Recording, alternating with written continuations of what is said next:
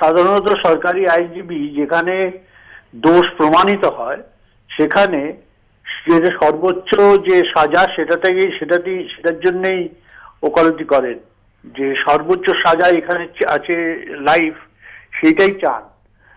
এনারা এখানে কেন সেটা চাননি তার কোনো গ্রহণযোগ্য ব্যাখ্যা আমি তো পেলাম না। সরকারি আইনজীবী কথা শুনলাম এখানে টিভিতে, তিনি বলেছেন আই ক্যানট ডিকটেট। এখানে ডিকটেটের কথা হচ্ছে না, এখানে হচ্ছে they should pray for the highest punishment under the law for the person who has been found guilty.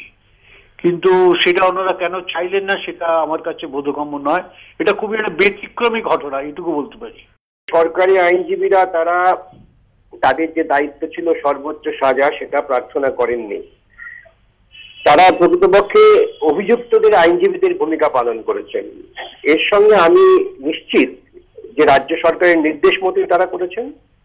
রাজ্য সরকারের প্রথম থেকে পরিকল্পনা ছিল যেটি সাজানো ঘটনা বলে বাতিল করে দেওয়া।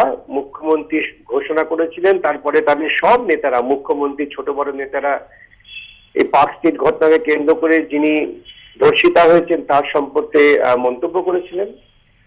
আজকে যখন আইনের বাঁধুনির মধ্যে একটি নির্দিষ্ট তদন্ত করার পরে অভিযুক্তরা অপরাধী সাব্যস্ত হলেন, তখন আবার সরকারের পক্ষ থেকে খেলা শুরু হলো কি করে অভিযুক্তদের কম সাজা দিয়ে বার করে দেওয়া যায়।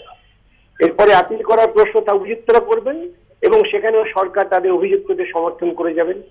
এই এক অদ্ভুত ব্যাপার, ইতিপূর্বে আমাদের জীবন অভিজ্ঞতায় দেখিনি যে সরকারি আইনজীবী যিনি দোষী সাব্যস্ত হয়েছেন তার সাজা প্রার্থনা করছেন না।